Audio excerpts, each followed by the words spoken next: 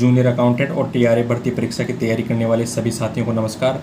साथियों, आज की इस वीडियो में हम बात करेंगे सेक्शन 3 की नकदी का कार्य करने वालों के लिए निर्देश, यानी कि जो नकदी का कार्य करते हैं उनके लिए जेएफएनआर के अंदर क्या क्या दिशा निर्देश दे रखे हैं उनके बारे में बात करेंगे। गाइड, मैंने आपको पहले बता दिया कि सरकारी धनराशि क्या होती है, कैसे प्राप्त होती है, कहाँ से प्राप्त होती है, और जो भी व्यक्ति सरकारी धनराशि कार्यालय में, बैंक में या फिर ट्रेजरी के अंदर जमा कराएगा, तो वहाँ पर जो कार्मिक होते हैं, राशि लेने वाले, जो व्यक्ति राशि जमा कराता है उसको रसीद काट के देते हैं और राशि अपने पास रख लेते हैं, सरकारी राशि।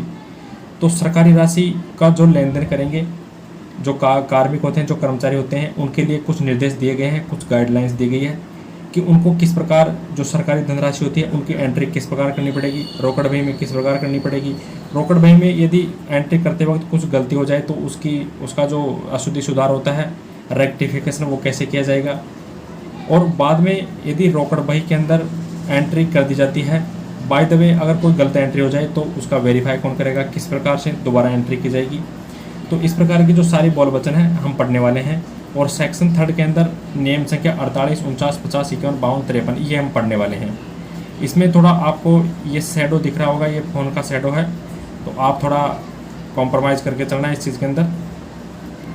एक दो वीडियो के अंदर ऐसा रह सकता है, कोई दिक्कत नहीं, आप बिल्कुल तैयारी करें, इस चीज़ को आप इग्नोर करें। तो गाइज, इस वीडियो में हम 48, 49, 50, 51, 52, 53 इन नियमों के बारे में बात करेंगे। पहले हम बात कर लेते हैं नियम संख्या 48 की, नियम संख्या 48 की। इसमें बता रखा है कि सरकारी धनराशियों का लेखांकन, यानी कि जो सरकारी धनराशि आती है किसी भी कार्यालय के अंदर, बैंक के अंदर या फिर ट्रेजरी के अंदर। अब मैंने आपको पहले बता रखा है कि सरकारी धनराशि क्या होती है। सरकारी धनराशि वो होती है जैसे सरकार को मान लो किसी फीस के द्वारा पैसा प्राप्त हो रहा है, पेनल्टी के द्वारा पैसा प्राप्त हो रहा है, राजस्व के द्वारा पैसा प्राप्त हो रहा है।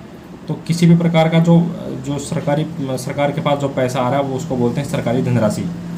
अब सरकारी धनराशि को कोई ना कोई व्यक्ति जमा कराएगा, आप जमा करा सकते हो, मैं जमा करा सकता हूँ, कोई भी व्यक्ति जमा कराएगा। अब वो जमा कहाँ कराएगा, या तो बैंक में या ट्रेजरी के अंदर या फिर कार्यालय के अंदर, किसी भी कार्यालय के अंदर।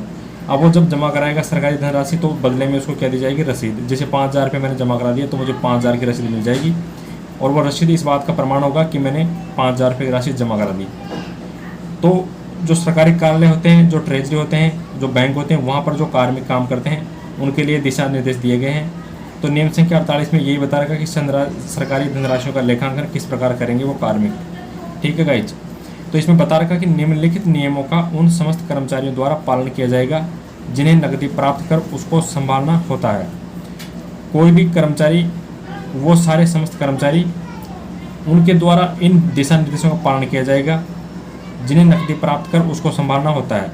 कोई भी सरकारी कर्मचारी नकदी प्राप्त करेंगे, सरकारी धनराशि प्राप्त करेंगे और उसको संभालेंगे, अपने पास रखेंगे, सुरक्षित जगह पर रखेंगे। जब पैसा जमा कराने वाले को रसीद काट कर भी देंगे। ठीक है, तो इसमें बता रखा है कि निम्नलिखित नियमों का उन समस्त कर्मचारियों द्वारा पालन किया जाएगा जिन्हें नकदी प्राप्त कर उसको संभालना होता है। पहली चीज़ तो ये क्लियर हो गई। अब 48 जो नियम संख्या 48 है, इसको कई सारे सब क्लॉज में बांटा गया है।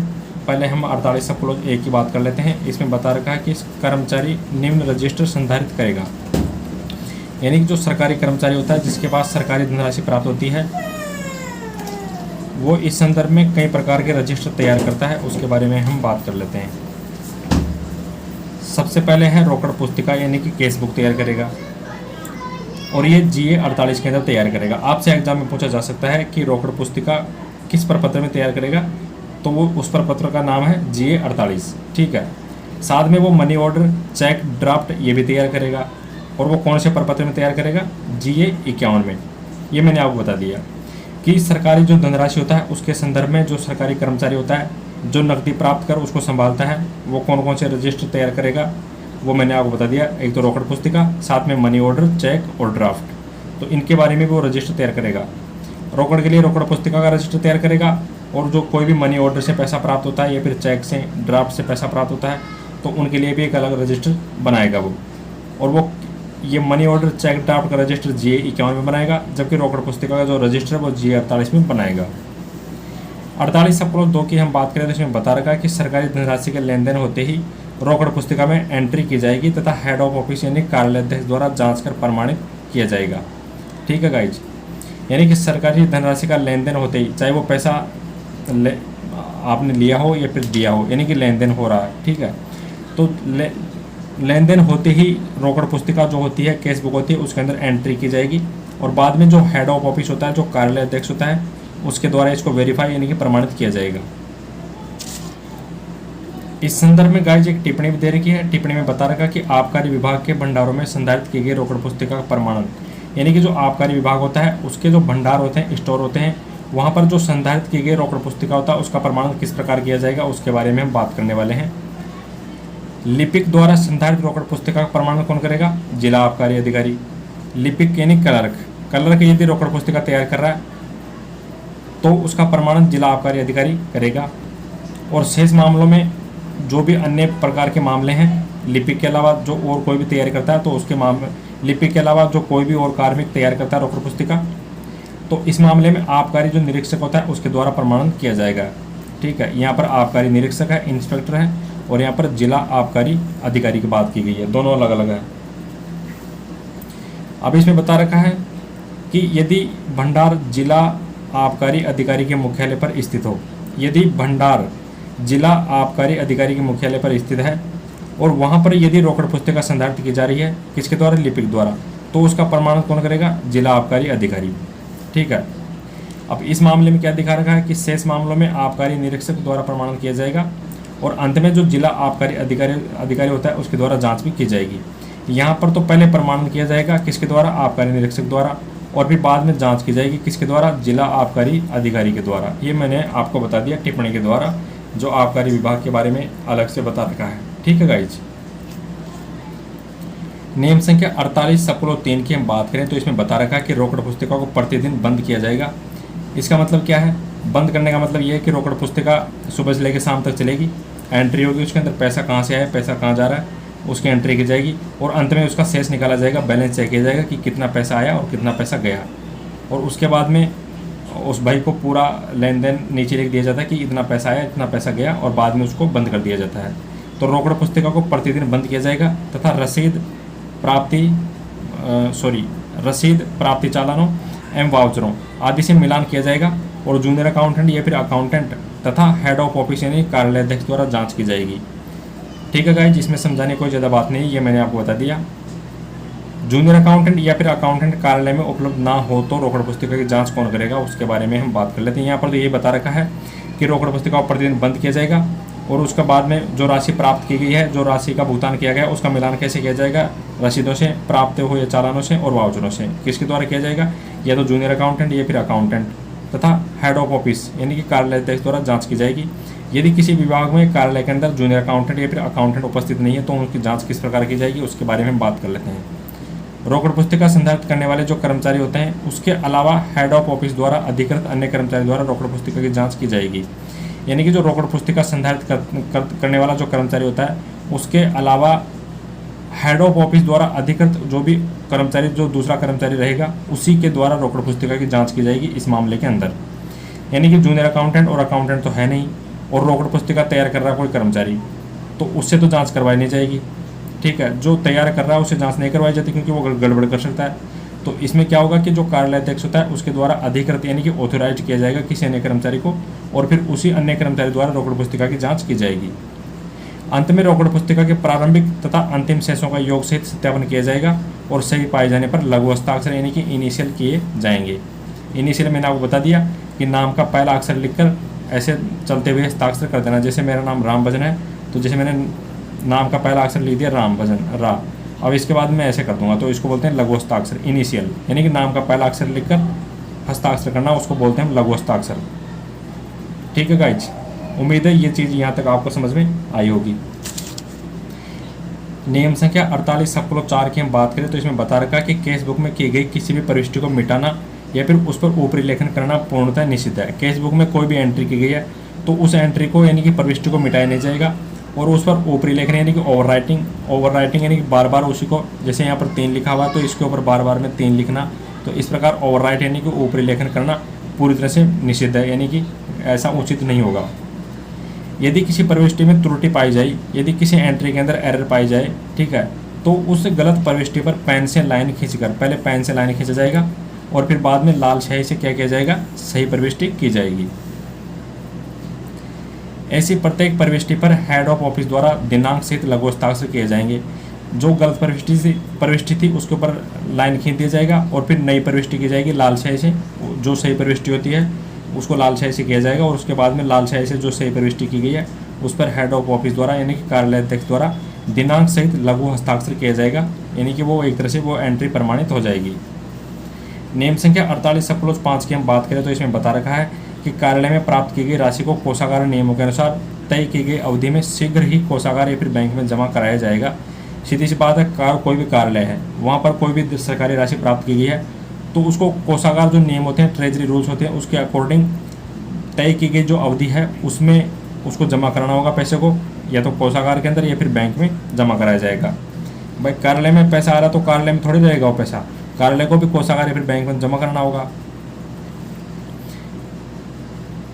राशि को यदि किसी कर्मचारी की अभिरक्षा में कोषागार या बैंक में जमा कराया जाता है तो हेड ऑफ ऑफिस चालान पर कोषाधिकारी या फिर बैंक की रसीद से कैश बुक में की गई एंट्रीज का मिलान कर यह जांच करेगा कि राशि वास्तव में बैंक या कोषागार में जमा हो चुकी है या नहीं। अंत में इस राशि को प्रमाणित भी करेगा। जो हेड ऑफ ऑफिस होता है वो क्या करेगा कि अपने साथ में कोई कर्मचारी लेके गया और उस कर्मचारी की अभिरक्षा में कोषागार या फिर बैंक में राशि जमा करा दी।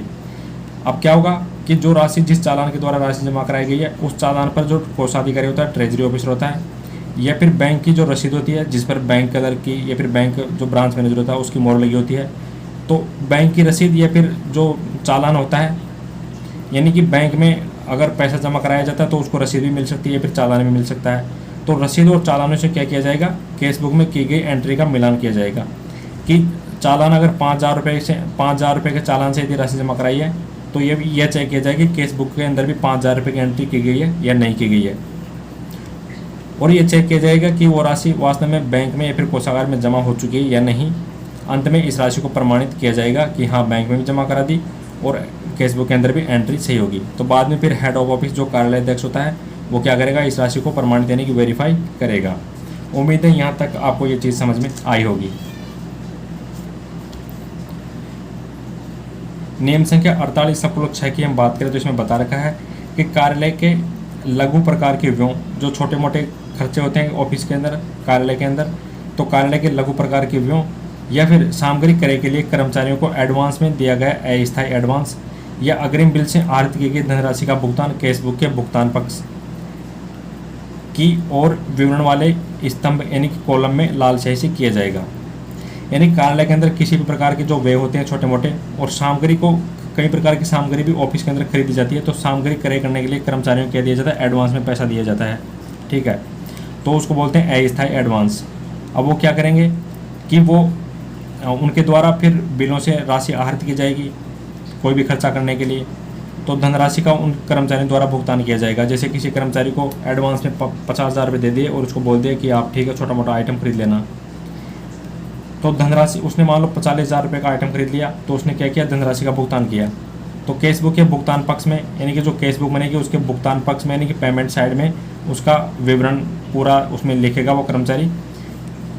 विवरण वाला जो स्तंभ होता है, कॉलम होता है, उसके अंदर ये चीज़ लिखेगा, और कौन सी स्याही से, लाल स्याही से। ठीक है गाइज, ये समझाने की ज़्यादा वो नहीं है, तो आप इसको एक बार देख लेना। किए गए व्ययों का समायोजन अंकित करते समय यह ध्यान रखा जाएगा, यानी कि जो भी व्यय किया जाएगा उसका जो एडजस्टमेंट किया जाएगा। एडजस्टमेंट का मतलब है कि कितना पैसा आया, कितना हमने खर्च कर दिया, अब बाकी जो पैसा बचा हुआ उसको कहाँ पर खर्च किया जा सकता है। तो उन खर्चों का समायोजन यानी कि एडजस्टमेंट करते समय किन किन चीज़ों का ध्यान रखा जाएगा उसके बारे में हम बात कर लेते हैं। देखिए, प्राप्त होने वाली राशि को प्राप्ति पक्ष के कॉलम में लाल स्याही से दिखाया जाएगा, जो रोकड़ बही होती है। अगर कोई राशि प्राप्त हो रही है तो उसको रोकड़ बही के प्राप्ति पक्ष यानी कि रिसिप्ट साइड के अंदर कॉलम में लाल स्याही से दिखाया जाएगा, तथा जो व्यय किया गया है व्यय की राशि को अन्य व्ययों की तरह दर्ज किया जाएगा। जो अन्य प्रकार के जो व्यय किए जाते हैं उन्हीं की तरह उनको फिर एंट्री कर दी जाएगी व्यय की भी, और पैसा प्राप्त हो रहा है तो उसको लाल स्याही से प्राप्त पक्ष में लिख दिया जाएगा। इस प्रकार दिया गया अग्रिम किसको दिया गया था, कर्मचारियों को, यानी कि एडवांस पैसा दिया गया था कर्मचारियों को। तो इस प्रकार दिया गया जो अग्रिम है रोकड़ शेष का भाग होगा। सीधी सी बात है, रोकड़ शेष जो बैंक जो कैश बैलेंस होता है उसी का पार्ट माना जाएगा अग्रिम। कर्मचारियों को दिया गया अग्रिम का लेखा तथा इनका समायोजन व वसूली की जांच कौन करेगा, हेड ऑफ ऑफिस। यानी कि कर्मचारियों को सामग्री खरीदने के लिए और छोटे मोटे प्रकार के खर्चे करने के लिए जो पैसा दिया जाता है उनका जो समायोजन होता है और वसूली होती है उसकी जांच हेड ऑफ ऑफिस द्वारा की जाएगी, यानी कार्यालयाध्यक्ष द्वारा की जाएगी। समायोजन करेगा कार्यालयाध्यक्ष कि कितना पैसा दिया गया, कितना पैसा बचा, या फिर उनको जितना पैसा दिया गया था कर्मचारियों को वो पैसा खर्च हो गया, या फिर उनको और पैसा देना तो उनका समायोजन करना पड़ेगा। यानी कि किसी कर्मचारी को मान लो 50,000 रुपये दे दिए कि आप 50,000 रुपये में कुछ सामग्री वगैरह खरीद सकते हो और उसने खरीद ली 60,000 की मान लो, तो उसको 10,000 रुपये और दिया जाएगा। तो इस प्रकार समायोजन किया जाएगा। और मान लो उसको 50,000 रुपये दिया गया और उसने खर्च कर दिए 40,000 रुपये, 10,000 रुपये उसके पास बच गया, तो उसकी क्या की जाएगी, वसूली की जाएगी। तो इनकी जांच हेड ऑफ ऑफिस यानी कि कार्यालयाध्यक्ष द्वारा की जाएगी। नियम संख्या 48/7 की हम बात करें तो इसमें बता रखा कि महीने के अंत में नकद शेष का विवरण ज्ञात कर कैश बुक में दर्शाया जाएगा। महीने के अंत में जो नकद शेष होता है, जो कैश बैलेंस होता है, उसका जो विवरण होता है, स्टेटमेंट होता है कि पैसा कहाँ से आया, पैसा कहाँ गया, तो उसको ज्ञात किया जाएगा और कैश बुक में उसको दर्शाया जाएगा। कर्मचारियों को दिया गया अग्रिमों का विवरण कर्मचारियों के नाम तथा भुगतान की तारीख के साथ लिखा जाएगा। कर्मचारियों को जो भी एडवांस में पैसा दिया जाता है उसका जो विवरण होता है कर्मचारियों के नाम से लिखा जाएगा कि किस कर्मचारी को कितना पैसा दिया गया तथा भुगतान की तारीख और उनके द्वारा भुगतान कब कब किया गया, तो तारीख सहित उनका लेखा किया जाएगा।